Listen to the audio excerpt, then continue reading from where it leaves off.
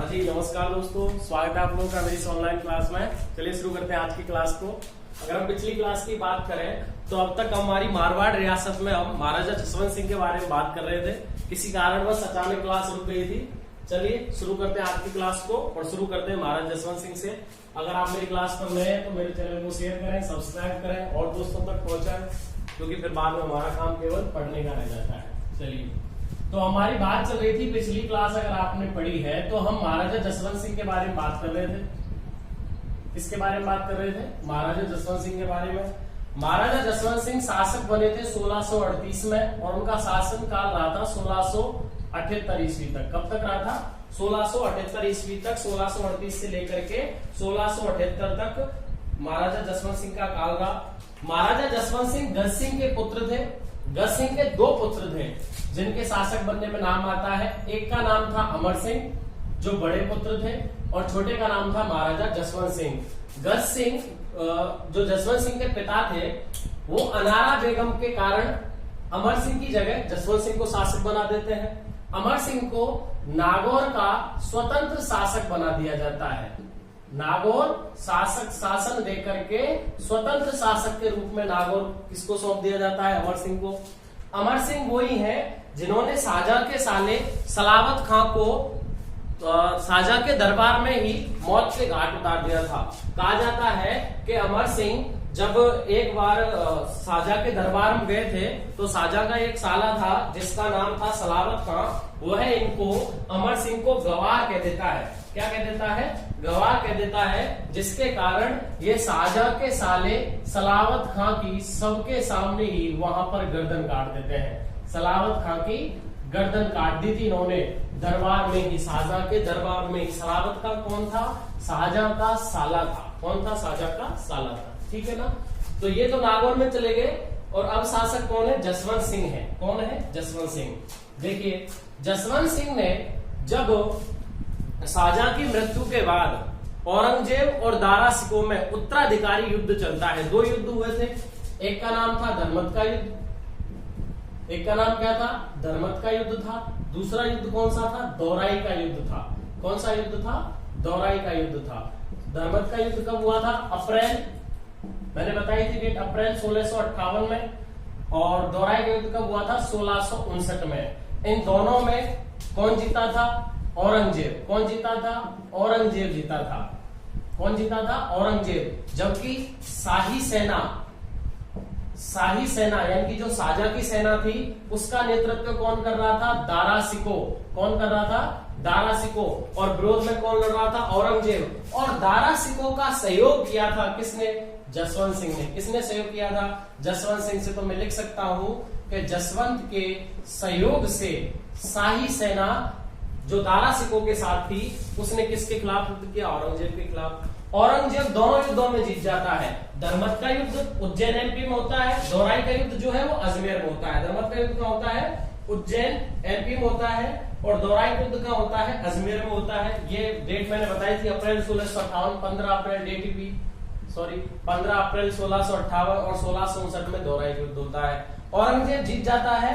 दारा सिकोह को काकनवाड़ी के किले में कैद कर देता है। और काकनवाड़ी का किला कहाँ है? अलवर में है। काकनवाड़ी का किला कहाँ है सर? अलवर में है। औरंगजेब जीत गया, मुगल शासक बन गया औरंगजेब। तो जब औरंगजेब की सहायता जसवंत सिंह ने नहीं की थी तो इसका मतलब जरूर है कि औरंगजेब नफरत करेगा। किससे करेगा? जसवंत सिंह से। किससे नफरत करेगा? जसवंत सिंह से नफरत करेगा। लेकिन जसवंत सिंह की दुश्मनी औरंगजेब से रहने का कारण औरंगजेब का कट्टर मुसलमान भी होना था।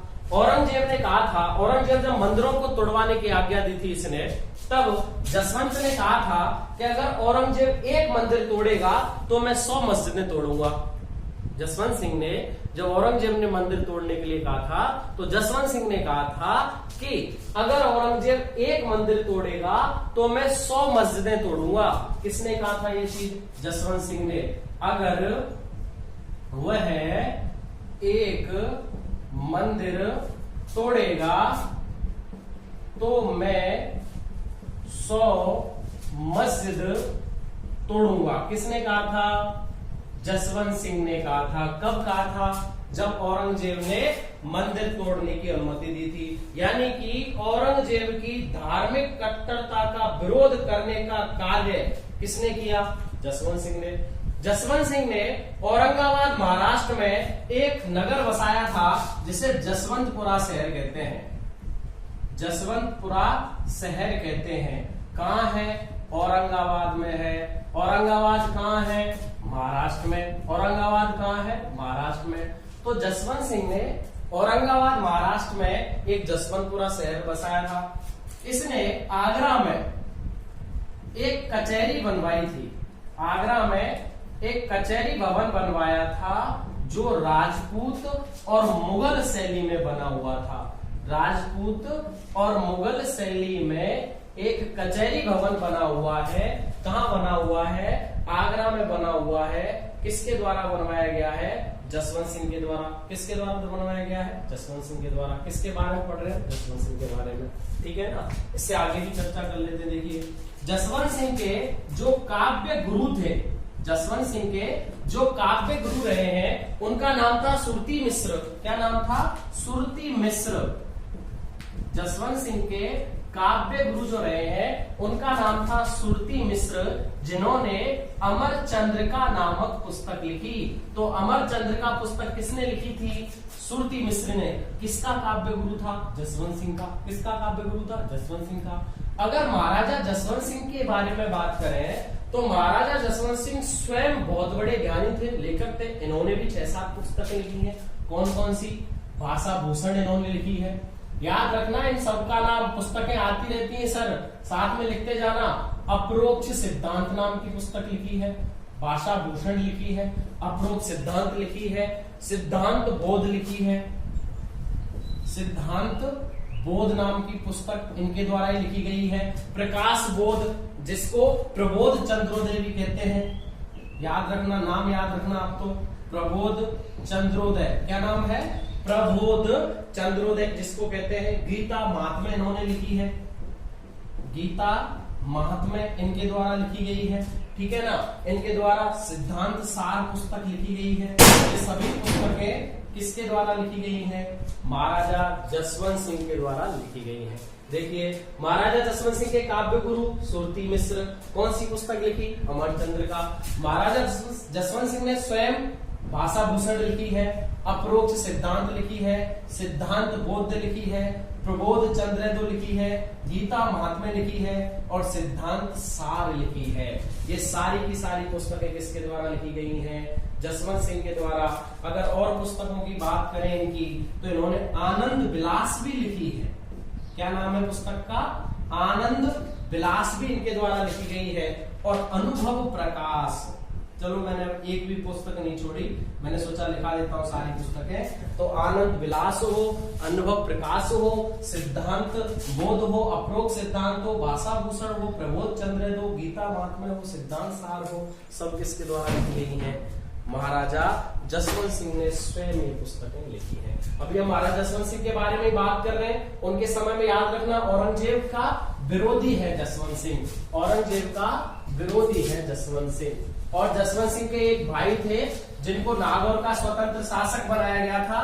उनका नाम था अमर सिंह। और इनकी वीरता के बारे में कहा जाता है कि इन्होंने शाहजहां के सलावत खां को भरे दरबार में गवार कहने के चक्कर में मार दिया था।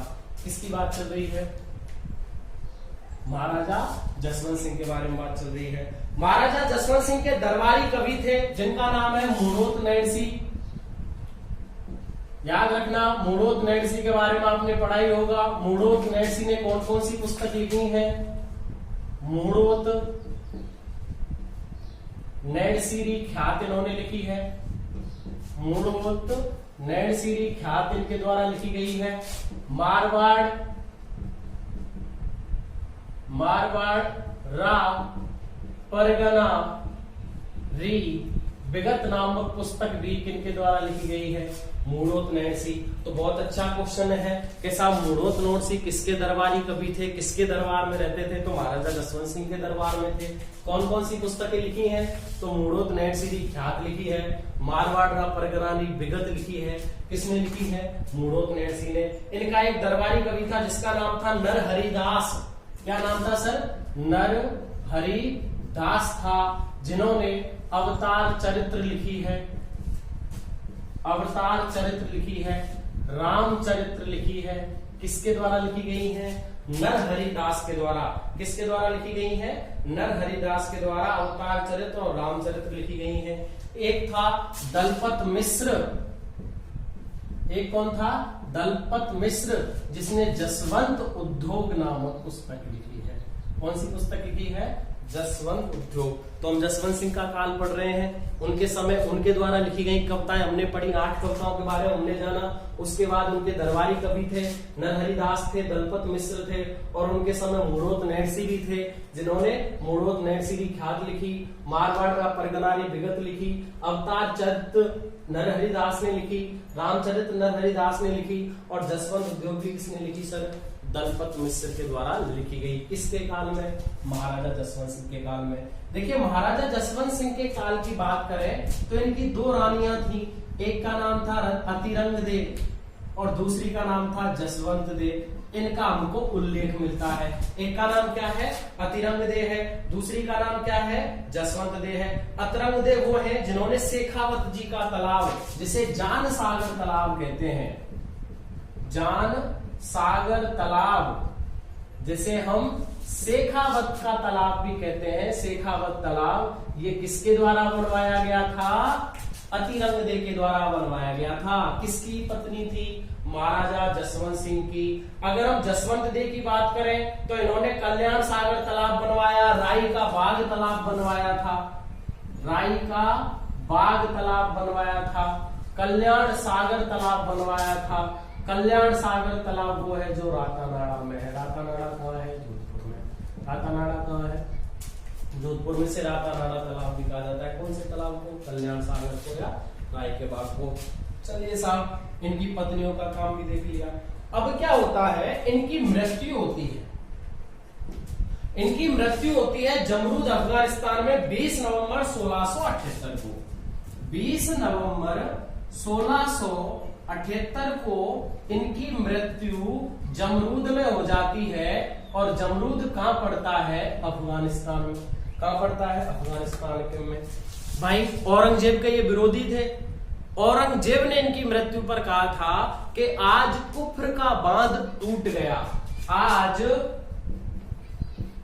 कुफ्र का बांध टूट गया। किसने कहा था? औरंगजेब ने, कि आज धर्म विरोधी मर गया। कौन मर गया? धर्म विरोधी। किसका? औरंगजेब का। हमारे धर्म का नहीं, हमारे धर्म के तो पक्षी थे, मतलब पक्ष लेने वाले थे। औरंगजेब ने कहा था इनकी मृत्यु पर कि आज कुफ्र का बांध टूट गया। अब इनकी मृत्यु के समय इनकी दोनों रानियां अतिरंग दे और जसवंत दे गर्भ में थी, यानी कि प्रेग्नेंट थी भाई, दोनों की दोनों। अब जब यह बात औरंगजेब को पता चलती है तो औरंगजेब, भाई इनके कोई बच्चा नहीं था, शासक होने के लिए कोई था नहीं, तो औरंगजेब राज्य को खालसा घोषित कर देता है। क्या घोषित कर देता है? खालसा। और खालसा घोषित कर करके राज्य को सीधा बना लेता है अपने साम्राज्य में। कौन? औरंगजेब। मृत्यु पर कहता है आज कुफ्र का बांध टूट गया, दोनों पत्नियां गर्भवती हैं, और दोनों पत्नियों के गर्भवती होने पर खालसा घोषित कर लेता है और अपने राज्य में बुला लेता है और सबको बुलाता है दिल्ली। कहां बुलाता है? दिल्ली बुलाता है। कहां बुलाता है? दिल्ली। देखिए, अतिरंग दे का पुत्र और अतिरंग दे दोनों दिल्ली पहुंचने से पहले ही समाप्त हो जाती हैं, और दिल्ली पहुंचने से पहले ही जसवंत दे के एक पुत्र पैदा होता है लाहौर में। कहां पैदा होता है? लाहौर में। किसके? जसवंत दे की 2 रानियां गर्भवती थी। पहली रानी और पहला बच्चा मर गया। दूसरी रानी कौन है? जसवंत दे। उसके एक पुत्र पैदा हुआ लाहौर में 19 फरवरी 1679 को। कब हुआ? 19 फरवरी 1679 को पुत्र पैदा हुआ, जिसका नाम था अजीत सिंह। क्या नाम था? अजीत सिंह। क्या नाम था साहब? अजीत सिंह। जसवंत दे का पुत्र है और जसवंत सिंह का पुत्र है। कहां पैदा हुआ? लाहौर में। याद रखना, अच्छा क्वेश्चन है साहब। अजीत सिंह का जन्म कहां हुआ था? लाहौर में हुआ था। कब हुआ था? 19 फरवरी 1679 को। इसका हो गया जन्म, इधर खालसा घोषित हो गया, पूरा का पूरा राज्य। औरंगजेब इसकी मृत्यु करना चाहता था, बुला लेता है दिल्ली। कहां बुला लेता है? दिल्ली।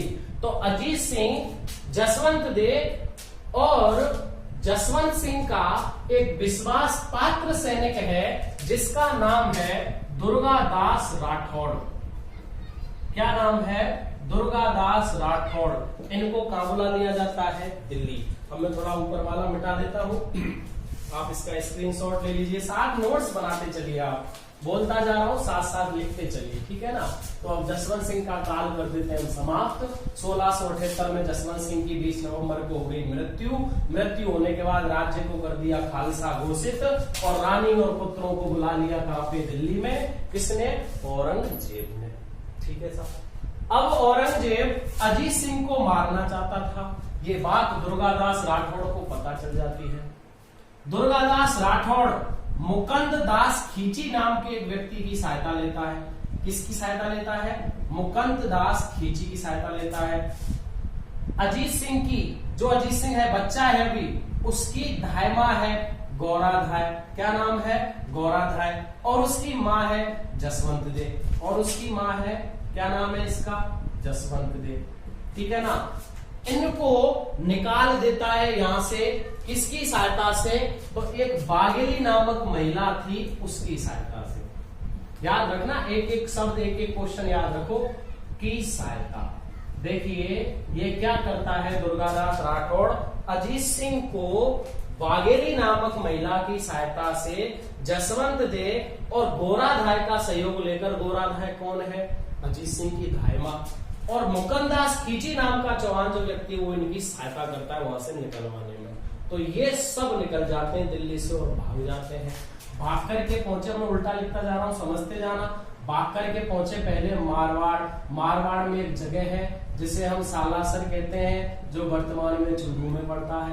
वर्तमान में कहां पड़ता है? चूरू में पड़ा है सालासर जी के हनुमान जी। इसके बाद यह यहां से चले जाते हैं कालिंद्री। कालिंद्री जगह कहाँ है? सिरोही में। कालिंद्री जगह कहाँ है? सिरोही में। वहां पे मंदिर में इनको रोकता है, किसको सौंप देता है? जयदेव नामक ब्राह्मण को। किसको सौंप देता है? जयदेव नामक ब्राह्मण को। किसे? अजीत सिंह को। ठीक है। पहले कहां पहुंचा? मारवाड़ सालासर में। सालासर में जगह नहीं मिली, वहां से भागा कहां पहुंचा? कालिंदी सिरोही में। किसको सौंप दिया? जयदेव नामक एक ब्राह्मण को अजीत सिंह को सौंप दिया। किसने? दुर्गादास राठौड़ ने। यानी कि दुर्गादास राठौड़ ने 1678-79 से लेकर के और जब तक औरंगजेब मरा 1707 ईस्वी तक अजीत सिंह को शासक बनाने में जी तोड़ में मेहनत की। अजीत सिंह को शासक बनाने की कोशिश की। याद रखना, चाहे कुछ भी हो, जब तक यह निर्वासन काल ही मिलाता है, लगभग 30 वर्ष हो जाते हैं, कि लगभग 30 वर्ष तक यह औरंगजेब की मृत्यु तक अजीत सिंह को शासक बनाने की सहायता करता है। कौन? दुर्गादास राठौड़। कौन करता है? दुर्गादास राठौड़, जो कौन था? जसवंत सिंह का, अजीत सिंह के बाप का विश्वास पात्र सहयोगी सैनिक था, सेनापति था। कौन था? दुर्गादास राठौड़। ठीक है ना साहब। अभी भी काम चल रहा है, दुर्गादास के बारे में भी हम पढ़ेंगे। जब यह कालिंद्री सिरोही चला जाता है तो उस समय दुर्गादास राठौड़ जाकर के मिलते हैं राज सिंह से। आप याद करो, जब हमने मेवाड़ रियासत पढ़ी है, आपने क्लास ली है, तो मेवाड़ रियासत में बताया था कि राज सिंह ऐसा शासक था जिसने जसवंत सिंह मारवाड़ का सहयोग किया, उसके बेटे अजीत सिंह का। जसवंत सिंह और उसके बेटे अजीत सिंह का, यानी कि एक तरीके से अजीत सिंह का सहयोग किया था उसने। मैंने पढ़ाया था राणा राज सिंह में। तो जब अजीत सिंह के बारे में दुर्गादास राठौड़ राज सिंह को बताता है, तो राज सिंह केलवा की जागीर सौंप देते हैं। केलवा की जागीर सौंप देते हैं किसको? दुर्गादास राठौड़ को। किस लिए? अजीत सिंह का खर्च चलाने के लिए। देखिए कितनी अच्छी लाइन है कि अजीत सिंह का खर्च निर्वहन करने के लिए राणा राज सिंह दुर्गादास राठौड़ को केलवा की जागीर सौंप देते हैं। और अंततः दुर्गादास राठौड़ अजीत सिंह को शासक बनाने में सहयोग करता रहता है। अजीत सिंह को शासक बनाने में सहयोग करता रहता है। कौन? दुर्गादास राठौड़। और जब अजीत सिंह राज सिंह उसका औरंगजेब का विरोध करता है तो अजीत सिंह को बड़ा होते ही शासक बना दिया जाता है। ठीक है ना? तो अब हम किसके बारे में पढ़ेंगे? अजीत सिंह के बारे में। किसके बारे में पढ़ेंगे सर? अजीत सिंह के बारे में। अजीत सिंह वैसे इसका जन्म हुआ 1679 को, इसके पिता की मृत्यु हुई 1678 को, लेकिन मूलतः शासक बनेगा मेरी दृष्टि से 1707 में। कब बनेगा? 1707 में। और 1707 से लेकर के ये बंदा रहेगा 1724 ईस्वी तक। कब तक रहेगा? 1724 ईस्वी तक रहेगा। क्लियर है? आगे बात समझ में। खालसा घोषित दिल्ली में बुलाया औरंगजेब ने, वहां दुर्गादास राठौड़, मुकुंदास कीची, गौरादास जसवंत बाघेली नामक महिला की सहायता से भागे ये लोग वहां से। पहले सालासर चूरू मारवाड़ पहुंचे, फिर कालिंदी सोई पहुंचे, फिर राज सिंह ने सहायता की, केलवा की जागीर दी खर्च चलाने के लिए अजीत सिंह का, और अंततः औरंगजेब की मृत्यु के बाद यह शासक बन गया। कौन? अजीत सिंह। कौन शासक बन गया? अजीत सिंह। देखिए एक महत्वपूर्ण नाम हमने पढ़ा है, दुर्गादास राठौड़। इनके बारे में चर्चा कर लेते हैं अजीत सिंह से पहले कि इनको क्या क्या कहा जाता है। दुर्गादास राठौड़ है। दुर्गादास राठौड़ को राठौड़ों का यूलिसेस कहा जाता है। उनको संरक्षण देने वाला। मारवाड़ का चाणक्य कहा जाता है। मारवाड़ का क्या कहा जाता है? चाणक्य कहा जाता है। राठौड़ों का या मारवाड़ का अड़विंदिया मोती कहा जाता है। अड़विंदिया मोती किसको कहा जाता है? दुर्गादास राठौड़ को। दुर्गादास राठौड़ को राठौड़ों का यूलिसेस कहा जाता है, मारवाड़ का चाणक्य कहा जाता है, मारवाड़ का या राठौड़ों का अड़विंदिया मोती कहा जाता है। और इन्होंने जसवंत सिंह को शासक बनाने के लिए लगभग 30 वर्ष संघर्ष किया। कितने वर्ष संघर्ष किया? 30 वर्ष। 30 वर्ष इन्होंने जसवंत सिंह को अजीत सिंह को शासक बनाने के लिए संघर्ष किया। और अजीत सिंह ने जैसे अजीत सिंह शासक बना तो इसने दुर्गादास राठौड़ को अपने राज्य से निकाल दिया, और दुर्गादास राठौड़ ने अंतिम समय जो है वो अपना मेवाड़ रियासत में बिताया था। अंतिम समय कहां बिताया था? मेवाड़ रियासत में। बड़ा अच्छा क्वेश्चन है कि साहब इन्होंने अंतिम समय अपना कहां बिताया था? तो मेवाड़ रियासत में बिताया था, जहां इनको केलवा की जागीर मिली थी पहले, उसी जागीरदार बन के इन्होंने मेवाड़ रियासत में अपना अंतिम समय बिताया। इनकी मृत्यु हो जाती है उज्जैन में। कहा हो जाती है? उज्जैन में। कब हो जाती है? 22 नवंबर 1718 को इनकी मृत्यु हो जाती है। और उज्जैन में इनकी क्या बनी हुई है? छत्री। उज्जैन में इनकी क्या बनी हुई है? छत्री। किसकी? दुर्गादास राठौड़। दुर्गादास राठौड़ को राठौड़ों का यूलिसेस कहते हैं, मारवाड़ का चाणक्य, मारवाड़ का अड़विंदिया मोती कहा जाता है। अंतिम समय, क्योंकि अजीत सिंह ने शासक बनने के बाद उस व्यक्ति को निकाल दिया जिसने 30 वर्ष इसके लिए संघर्ष किया, इसको शासक बनाने के लिए संघर्ष किया। अंतिम समय मेवाड़ रियासत में इन्होंने बिताया। और इनकी छत्री कहाँ है? उज्जैन में है। कब इनकी मृत्यु हुई? 22 नवंबर 1718 को। और इनकी छत्री कहाँ बनी हुई है? उज्जैन में बनी हुई है। और अब हम अगला शासक पढ़ेंगे जिसका नाम है अजीत सिंह। क्या नाम है सर इसका? अजीत सिंह। अजीत सिंह मूलतः शासक कब बना? 1707 में बना, याद रखना। औरंगजेब की मृत्यु के बाद ही शासक बन पाता है। कब तक इसकी मृत्यु कब हुई? 1724 में। तो यह कब तक शासक रहा है? 1724 तक शासक रहा है। अजीत सिंह ने अपनी पुत्री इंद्र कंवरी का विवाह, देखिए सब अपना अपना सहयोग करते हैं। इंद्र कंवरी का विवाह, जो इसकी पुत्री थी, कौन थी इसकी पुत्री का विवाह मुगल शासक, जिसको इसने शासक बनने में सहायता की, फारूक सियर से करवाया। किससे करवाया था? फारूक सियर से करवाया। देखिए इसने मुगल शासक बनने में फारूक सियर की सहायता की। फारूक सियर की सहायता की तो इसने अपनी पुत्री इंद्र कंवरी का विवाह भी फारूक सियर से करवाया।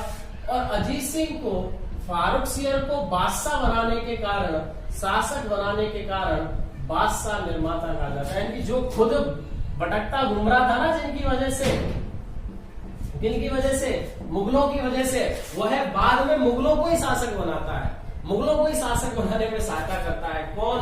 अजीत सिंह। किसको शासक बनाने में सहायता की इसने? फारूक सियर को। और फारूक सियर से अपनी पुत्री का विवाह करवाया। क्या नाम था उसका? इंद्रकमरी। देखिए हमारे गौरी शंकर हीराचंद ओझा है, आपने नाम सुना ही है, गौरी शंकर ओझा। मैं चलिए गौरी शंकर ओझा लिख देता हूँ, हीराचंद ओझा जी हैं। उन्होंने इसको कान का कच्चा कहा है। क्या कहा है? कान का कच्चा। किसको? अजीत सिंह को। अजीत सिंह को कान का कच्चा कहना, कान का कच्चा शासक किसने कहा है? गौरी शंकर हीराचंद ओझा ने कहा है। अजीत सिंह ने फतेह महल का निर्माण करवाया था। फतेह महल कहाँ है? जोधपुर में है। घनश्याम मंदिर का निर्माण करवाया था। घनश्याम मंदिर कहाँ है? जोधपुर में है। दोनों किसने बनवाए? अजीत सिंह ने। दोनों किसने बनवाए थे? अजीत सिंह ने। क्या क्या नाम है? फतेह महल और घनश्याम मंदिर, दोनों का निर्माण किसने करवाया? अजीत सिंह ने करवाया है। अजीत सिंह खुद अपने पिता जसवंत सिंह की तरह लेखक था, ज्ञानी था। अजीत सिंह ने खुद अपने हाथ से पुस्तकें लिखी, जिनमें अजीत सिंह का दुआ था, दुर्गा पाठ। अजीत सिंह का दूहा नामक पुस्तक इन्होंने लिखी।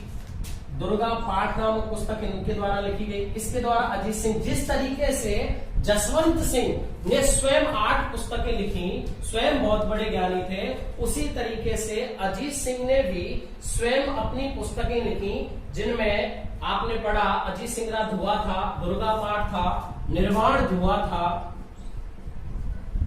क्या था? निर्वाण धुआ नामक पुस्तक भी इसके द्वारा लिखी गई है। गज उद्धार इसके द्वारा लिखी गई है। गुण सागर इसके द्वारा लिखी गई है। अजीत चरित्र इसके द्वारा लिखी गई है। अजीत चरित्र इसके द्वारा लिखी गई है। गुण सागर इसके द्वारा लिखी गई है। ठीक है ना? ये पुस्तकें किसने लिखी है? निर्वाण धुआ लिख दिया है। अजीत सिंह का धुआ, दुर्गा पाठ, ये सब अजीत सिंह के स्वयं के द्वारा लिखी हुई पुस्तक है। जैसे जसवंत सिंह ने पुस्तक लिखी थी, जसवंत सिंह की पुस्तकों का नाम मैंने बताया था, पासा भूषण था, प्रबोध चंद्रोदय था, अप्रोक सिद्धांत था, अनुभव प्रकाश था, आनंद विलास था, सिद्धांत सार था। उसी तरीके से अजीत सिंह ने अजीत सिंह का धुआ, दुर्गा पाठ, निर्वाण धुआ, अजीत चरित्र, गुण सागर नामक पुस्तकें लिखी। गज उद्धार भी थी, लिखी थी मैंने, गज उद्धार। देखिए सर, अजीत सिंह की हत्या कर दी जाती है पुत्र के द्वारा। हत्या पुत्र करता है। पुत्र का नाम क्या है साहब? बख्त सिंह। क्या नाम है? बखत सिंह। बख्त सिंह अपने पिता अजीत सिंह की हत्या कर देता है 23 जून 1724 को। 23 जून 1724 को अजीत सिंह की हत्या पुत्र कर देता है। तो मारवाड़ का दूसरा पितृहंता बख्त सिंह है।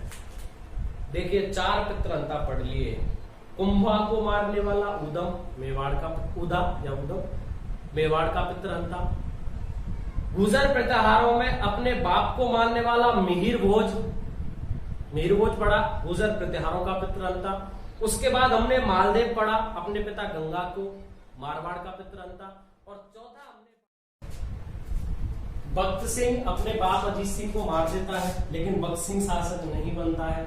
बख्त सिंह के बाद शासक बनता है अभय सिंह। मारने के बाद भी शासक बनता है अभय सिंह, इसका बड़ा भाई है। 1724 में शासक बना, 1749 ईस्वी तक रहता है। साहब बख्त सिंह कौन है? बख्त सिंह वो है जिसके समय 28 अगस्त 1730 ईस्वी को एक आंदोलन हुआ था, जिसे हम खेजड़ली आंदोलन कहते हैं। कौन सा आंदोलन? खेजड़ली आंदोलन। 28 अगस्त 1730 को भाद्रपद शुक्ल दशमी के दिन महाराजा अभय सिंह के समय हुआ था।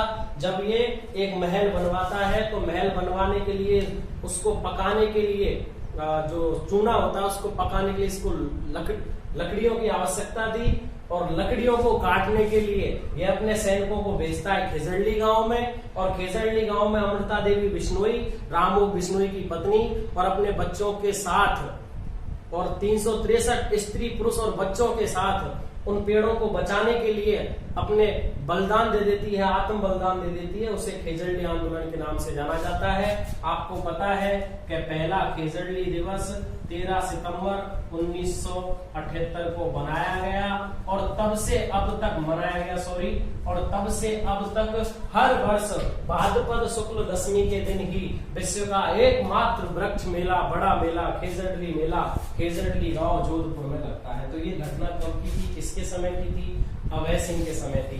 किसके समय थी सर? अभय सिंह। अभय सिंह किसका पुत्र है? अजीत सिंह का। भाई किसका है? भक्त सिंह का। मारा किसने था अजीत सिंह को? भक्त सिंह ने। लेकिन शासक कौन बना? अभय सिंह।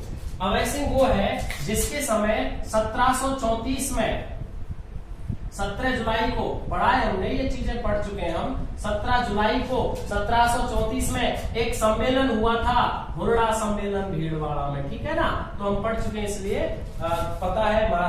हुरडा सम्मेलन संग्राम सिंह ने आयोजित करवाया था, लेकिन हुआ जगत सिंह के समय, मेवाड़ के, ठीक है ना? लेकिन आमेर के जयसिंह के कारण वो क्या हो गया था? स्थगित हो गया था। वो हुआ लेकिन उसका परिणाम कुछ नहीं। वो हुआ किसके विरोध में हुआ था? मराठाओं के विरोध में। मराठाओं के विरोध में राजपूत लोग मिलकर के एक सम्मेलन का आयोजन करते हैं, जिसे 17 जुलाई 1734 को आयोजित करवाया जाता है, जो हुरडा भीलवाड़ा में होता है, जिसके कारण से हुरडा सम्मेलन के नाम से जाना गया है। किसके नाम से जाना गया है? हुरडा सम्मेलन के नाम से जाना गया है। देखिए, अभय सिंह के समय 3 प्रमुख कवि थे, जिनमें कर्णिदान, जगजीवन भट्ट और वीरवाड़ थे। मैं इसको ऊपर मिटा देता हूँ, तब लिख देता हूँ, ठीक है ना? यहीं पे फिर हम अगले शासक के बारे में चर्चा करेंगे। अभय सिंह के समय प्रमुख जो कवि थे, उनका नाम था कर्णिदान, ठीक है ना? जगजीवन भट्ट, कर्णिदान और उनके साथ साथ वीरवाड़ नामक 3 प्रमुख कौन थे? कवि थे। किनके समय? अभय सिंह के समय। वीरवाड़ वो है जिन्होंने राजरूपक लिखी है। क्या लिखी है? राजरूपक। किसके द्वारा लिखी गई है? वीरवाड़ के द्वारा। कई बार पेपरों में आई हुई क्वेश्चन है कि राजरूपक पुस्तक किसके द्वारा लिखी गई है? तो वीरवाड़ के द्वारा लिखी गई है। कर्णिदान के द्वारा भी लिखी गई है, सूरज प्रकाश। कर्णिदान के द्वारा लिखी गई है सूरज प्रकाश ग्रंथ। और जगजीवन के द्वारा लिखी गई है अभ्युदय ग्रंथ, अभय सिंह के नाम पे, अभ्युदय ग्रंथ। तो ये 3 पुस्तकें हैं, किसके समय लिखी गई हैं? अभय सिंह के समय लिखी गई है। किसके समय लिखी गई है सर? अभय सिंह के समय ये तीनों पुस्तकें लिखी गई है, ठीक है? मैं बता देता हूँ। तो अजीत सिंह को मारा भक्त सिंह ने, शासक कौन बन गया? अभय सिंह। कौन बन गया? अभय सिंह। अभय सिंह रहा कब तक? 1749 तक। कब तक रहा?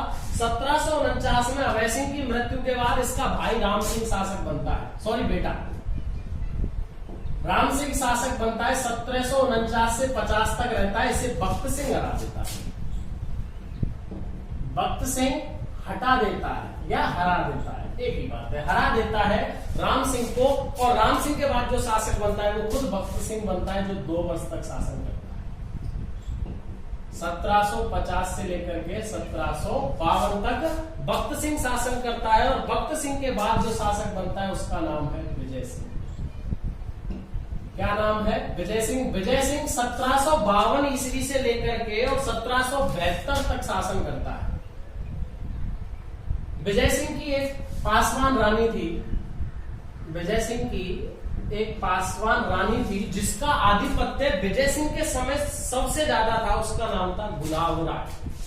क्या नाम था? गुलाब राय। अरे गुलाब राय वही है जिसने गुलाब सागर तालाब का निर्माण करवाया है। कौन से तालाब का? गुलाब सागर। जोधपुर का प्रमुख तालाब है, नाम आता है गुलाब सागर तालाब। कहाँ है साहब? जोधपुर में है। किसने बनवाया है? गुलाब राय। गुलाब राय अब विजय सिंह की पासवान रानी थी। बताया जाता है कि विजय सिंह के समय इसका आधिपत्य चला करता था जोधपुर में, जिसके कारण इसको जोधपुर की नूरजहां कहा गया। क्या कहा गया इसको सर? जोधपुर की नूरजहां कहा गया है। और विजय सिंह को जहांगीर का नमूना बताया है। जिस तरीके से जहांगीर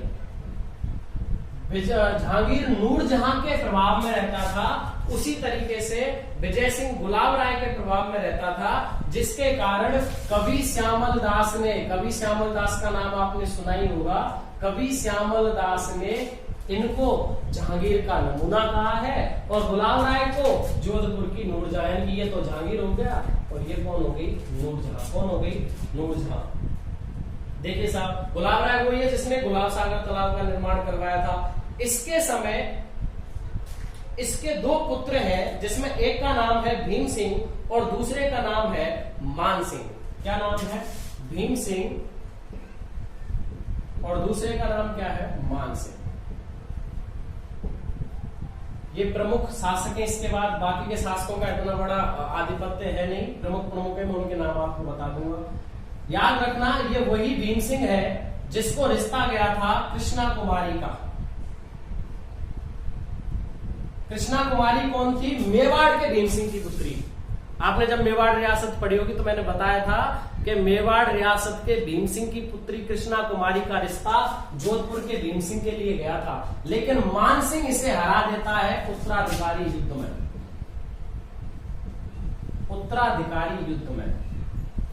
उत्तराधिकारी युद्ध में ये अपने भाई को हरा देता है, और युद्ध होता है जालौर में। क्या होता है? जालौर में युद्ध होता है। और जालौर में युद्ध होता है, वो बात याद रखना कृष्णा कुमारी वाली, यहां से तुरंत जोड़ दूंगा उसे। जब जालौर में युद्ध होता है तो जालौर में एक व्यक्ति होता है जिसका नाम होता है आयस देवनाथ। आयस देवनाथ था जो नाथ संप्रदाय का प्रमुख संस्थापक बताया गया है। आयस देवनाथ भविष्यवाणी करता है कि आगे जाकर के मान सिंह शासक बनेगा। आयस देवनाथ भविष्यवाणी करता है कि आगे जाकर के मान सिंह शासक बनेगा, और मान सिंह शासक बन जाता है 1803 ईस्वी में। ठीक है ना? भीम सिंह में और मान सिंह में उत्तराधिकारी युद्ध हुआ।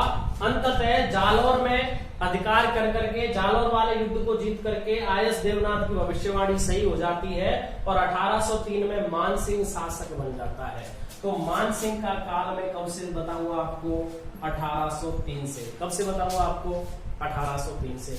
1803 में मान सिंह शासक बन गया। इधर भीम सिंह की मृत्यु हो जाती है। कृष्णा कुमारी का विवाह जो भीम सिंह के लिए आया था वो वहां से आमेर चला जाता है जगत सिंह के पास।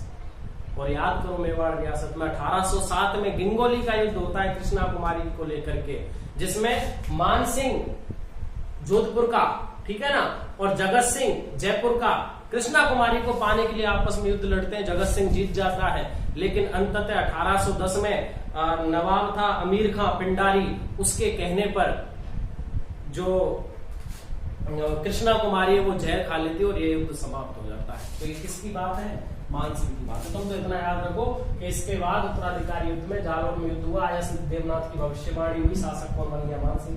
जब मान सिंह शासक बना तो उसने आयस देवनाथ को प्रमुख गुरु बना लिया अपना। आयस देवनाथ को प्रमुख गुरु बना लिया और पीठ की स्थापना करवा दी महामंदिर में, और महामंदिर कहां पड़ता है? जोधपुर में। महामंदिर में पीठ की स्थापना करवा दी। तो नाथ संप्रदाय की प्रमुख पीठ राजस्थान में कहां है? महामंदिर जोधपुर में है। किसने बनवाई? मान सिंह ने, जो किस संप्रदाय को मानता था? नाथ संप्रदाय को। किसको मानता था? नाथ संप्रदाय को। क्या नाम है इसका सर? मान सिंह नाम है। क्या नाम है? मान सिंह, जिसके कारण इसको सन्यासी राजा कहा जाता है। जिसके कारण इसको क्या कहा जाता है सर? सन्यासी राजा भी कहा जाता है। और भी कारण है मान सिंह के सन्यासी राजा कहने के कारण ये है कि मान सिंह अपने जीवन काल में सबसे पहले 1817 में ही ईस्वी में शासक रहते हुए अपना शासन छत्रसाल को सौंप देता है। इसका बेटा कैसे था? हुआ ये था कि जब मान सिंह शासक रहता है तो मान सिंह की 8 रानियां, 6 पासवान रानी, 8 और 14 और 2 अन्य थी, करीब 16-17 रानियां थी इनके। उनके 7 बेटे होते हैं और 8-9 बहनें होती हैं।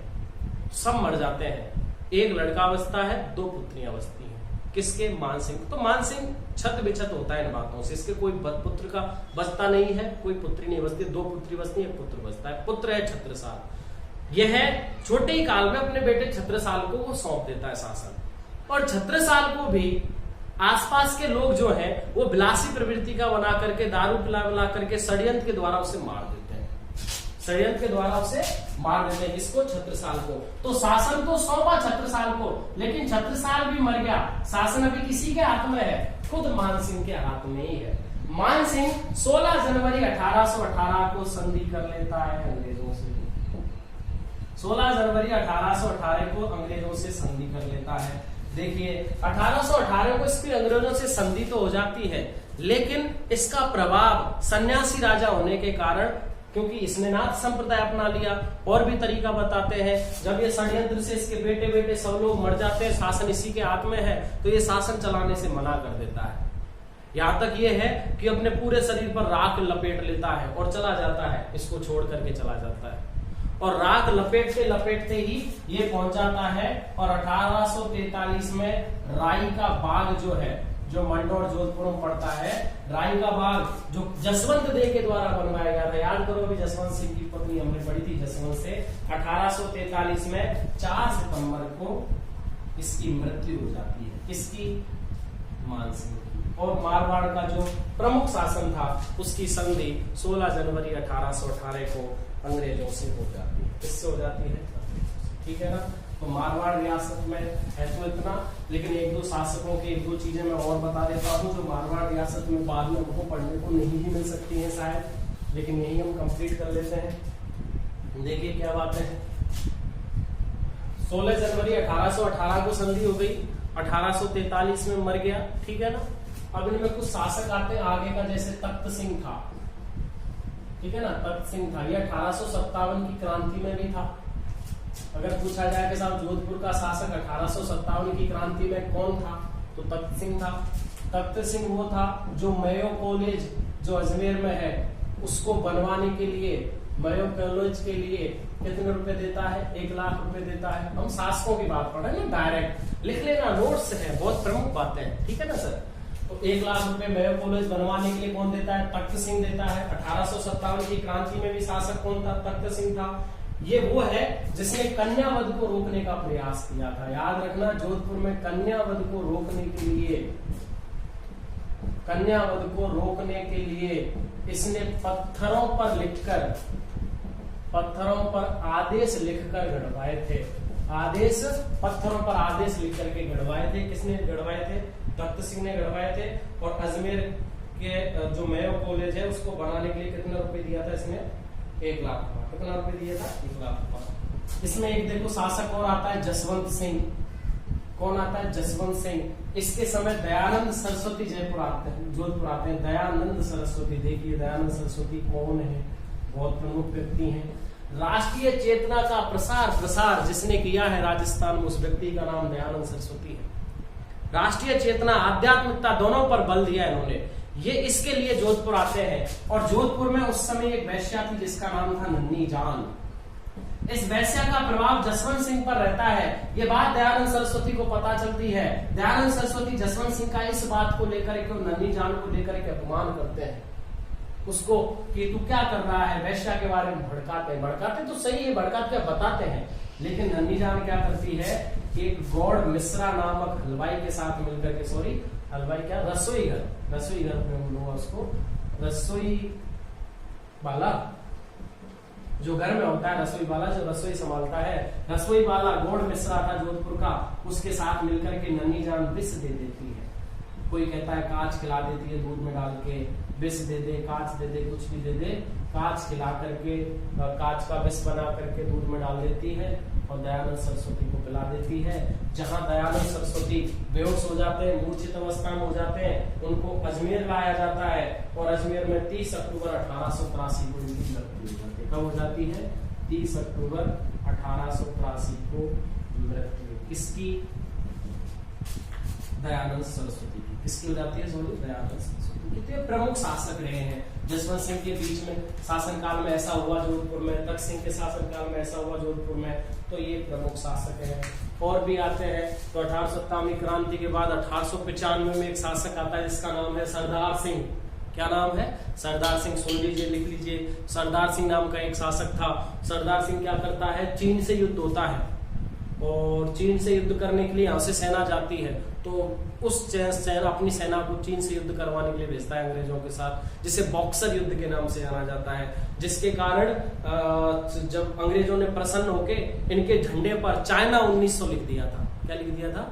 चाइना 1900। तो चाइना 1900 किस झंडे पर लिखा हुआ था? जोधपुर के झंडे पर। किस शासक के काल में? तो सरदार सिंह के काल में। ठीक है सर, आज के लिए हमारी मारवाड़ रियासत होती है समाप्त। अगली जो हमारी क्लास रहेगी वो अगली रियासत के बारे में पढ़ेंगे। अगर आपको मेरी क्लासेस पसंद आ रही है तो चैनल को शेयर करें, सब्सक्राइब करें, इसे और दोस्तों तक पहुंचाएं। Thank you sir, thank you so much everyone.